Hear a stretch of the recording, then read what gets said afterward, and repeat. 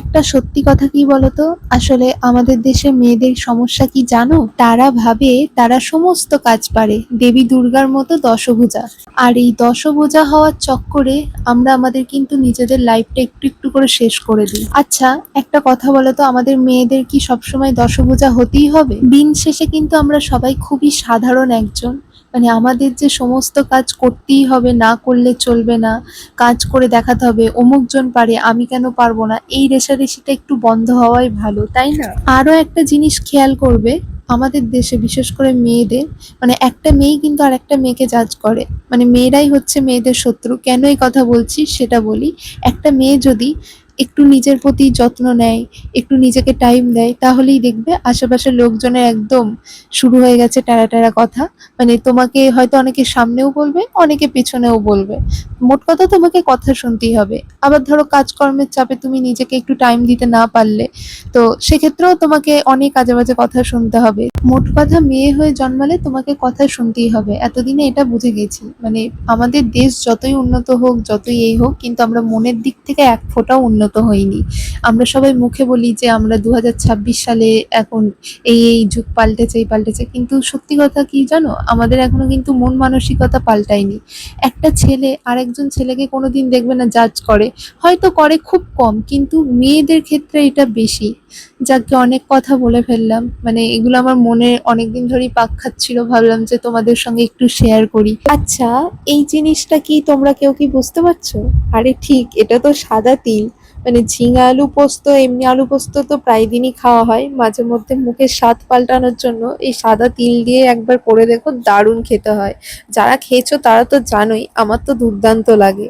মানে পোস্তর যা দাম বাজারে, মাঝে মধ্যেই সাদা তিল এনে খাওয়া অনেক ভালো। মানে কি বলবো, এমন আলাদা কিছু না, যেমনি আর কি পোস্ত হয় সেম প্রসেস, বাট দারুণ খেতে হয়। দেখো পোস্ত তো পোস্তই, বাট এইটাও কিন্তু কোনো অংশে কম যায় না। ঝিঙে আলু দিয়ে সাদা তিল দিয়ে আজকে একটু করছি। আর এইদিকে সোনামা দেখছি অনেকক্ষণ ধরে চুপ। আমি কি হলো দেখি, এত চুপচাপ, নিশ্চয়ই কোনো কুটকাম কাজ করছে। হ্যাঁ, এসে দেখি মহারানী আমার ফোমটা ছিঁড়ছে। মানে এই ফোমটা পেতে বসিয়ে দেওয়া আছে, আর ওর পেছনে দেখো কত খেলনা দিয়েছি, সব ড্রেস, ওগুলোর একটাও পছন্দ না, মানে 1 মিনিট করে নেবে, দিয়ে ছুঁড়ে ছুঁড়ে ফেলে দেয়। পেছনে এই হলুদ রঙের টেডি বিয়ারটা দেখছো, ওটা তো অন্নপ্রাশনে পেয়েছিল, ভিডিও শেয়ার করেছিলাম। ওটা নেবে বলে কান্না করছিল, ওটাও দিয়েছি। তারপরেও ওনার পছন্দ না এগুলো। ওর লাস্টে ওই যে ফোমটা ছিঁড়বে, আবার বলছি বলে ওরকম করে তাকাচ্ছে, মানে দেখে হাসিও পায়, বকতে গিয়েও বকতে পারি না। মাঝে মধ্যে তো বকা দিয়ে দিই, কিছু করার নেই। মানে মাথা গরম হয়ে যায়, এমন এমন কাজ করে বসে। মানে এখন পা হয়েছে তো আর দেখে কে ওকে।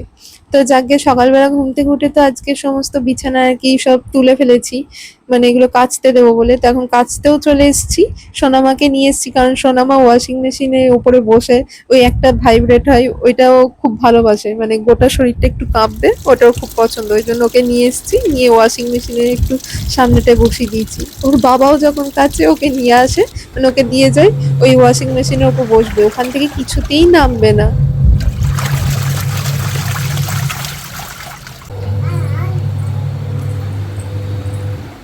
এইদিকে কর্তামশাই নিয়ে এসেছে আজকে রূপচাঁদ মাছ। রোজ একঘেয়ে মাছ খেয়ে মুখের স্বাদ পাল্টানো আর কি, আজকে সবই স্বাদ পাল্টানো হচ্ছে।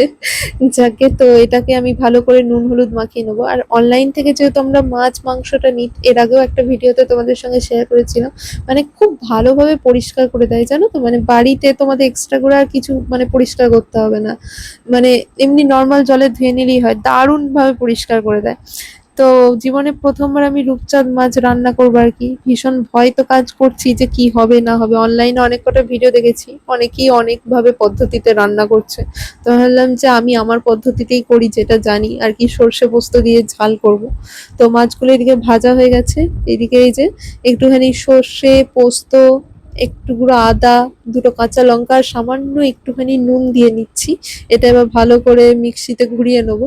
নুন দিলে বলে নাকি তেতো হয় না সর্ষেটা, তো ওই জন্য নুন দিয়ে নিয়েছি। এদিকে কড়াইয়ে তেল, দিয়ে পেঁয়াজ আর টমেটোটাকে একটু লাল লাল করে ভেজে এর মধ্যে ওই সর্ষে বাটাটা মানে ওই সর্ষে পোস্ত সমস্ত আর কি ওটা বেটে এটা দিয়ে দিচ্ছি। এরপর এর মধ্যে দিয়ে নিচ্ছি একটুখানি নুন, হলুদ গুঁড়ো। নুনটা একটু অল্পই দেবো যেহেতু এই সর্ষে পোস্ত পেস্টটা করার সময় তখন এখানে একটু নুন দিয়েছিলাম। তো আর দিয়ে নেবো হচ্ছে চিনি। তারপর মাছগুলো একে একে দিয়ে চাপা দিয়ে দেবো, 5 মিনিট পর খুলবো। ব্যাস আমি এরকম ভাবেই করি। তোমরা যদি আরো ভালোভাবে জানো কমেন্টে জানিও, আমি নেক্সট বার ট্রাই করবো। বিয়ের আগে জানো তো মাছ দেখলেই নাক সিটকাতাম, মানে আষ্টে গন্ধ লাগতো, মাছ খেতামও না সেরকম ভাবে। আর এখন সেই মেয়েটা মাছ রান্না করছে, ওইদিকে রান্না করতে করতে এইদিকে আমার স্পিন করা কমপ্লিট। জামা কাপড়গুলো এখন যা রোদ ওঠে স্পিন করতে লাগে না, তাও দিদি যেহেতু বাচ্চার জামা কাপড় থাকে আর ওর বাবা সকালের দিকে এক ধাপ কেচে দেয়, আর বাকি যেগুলো থাকে আমি কাচি মাঝে মধ্যে, না হলে রেখে দিই। এখন আমরা খেতে চলেছি ভাইরাল সেই আইসক্রিম।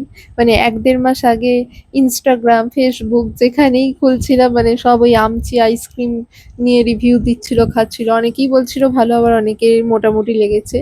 তো দামটা একটু বেশি। এটার আমরা ট্রাই করছি ফার্স্ট টাইম, মানে আমরা আমচিটা খাইনি, এই লেমনের এটা মানে আজকে ট্রাই করব। দারুণ একটা স্মেল বেরোচ্ছিল। আর সত্যি কথা বলতে এর আগে কোনোদিন মানে আইসক্রিম মানে এই লেবু মানে লেমন ফ্লেভারের খাইনি, এই ফার্স্ট টাইম। মোটামুটি লেগেছিল আমার, কিন্তু আমার আবার কর্তা মশাইয়ের কিন্তু আবার দারুণ লেগেছে। এইদিকে সোনামাকে এখন খাওয়াবো হচ্ছে মুসাম্বির রস। মানে আগে তো ওকে আপেল পিউরি দিতাম, বাট এখনো আপেল সিদ্ধটা অতটা খেতে ভালোবাসে না। এমনি আপেল মানে সরু সরু করে ফালি করে দিলে কামড়ে কামড়ে খায়, যেহেতু দাঁত বেরিয়েছে মোটামুটি। তো আপেল সিদ্ধটা দিই না, মাঝে মধ্যে আপেল দিই, কলা তো খাই, প্লাস এই মুসাম্বির রসটা দিই। এসো এসো এসো সোনামা, আজকে কি পড়েছে জানো? কি পড়েছো দেখিয়ে দাও পায়ে।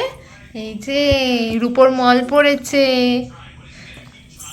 এই মলগুলো সেই অন্নপ্রাশনে ওকে জাবুই থেকে দিয়েছিল। হ্যাঁ দাও পুতুল, হ্যাঁ এই মলগুলো জাবুই অন্নপ্রাশনে দিয়েছিল ওকে। তা ছোট হয়ে যাবে আর পড়তে পারবে না, পরিয়ে দিই।